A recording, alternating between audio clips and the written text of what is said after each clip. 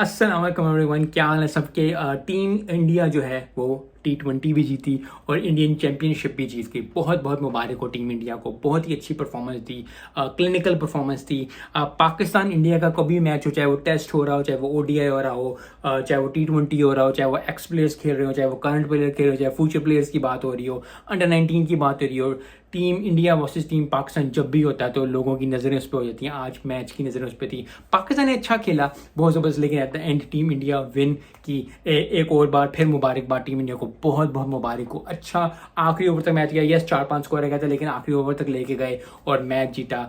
ज़बरदस्त परफॉर्मेंस, क्योंकि ये दोनों टीम्स जो है ना फ्लेयर लेके आती हैं। तो मुझे उम्मीद है कि आने वाले फ्यूचर में जो है वो जब ये चैम्पियन ट्रॉफी होने लगा तो अगर लाहौर आती है टीम इंडिया तो बहुत अच्छा होगा उनके लिए। और बहुत बहुत मुबारक हो पाकिस्तान को भी, क्योंकि फाइनल में पहुंचना बहुत ज़्यादा टीम ये कह रहे थे, बहुत ज़्यादा प्लेयर्स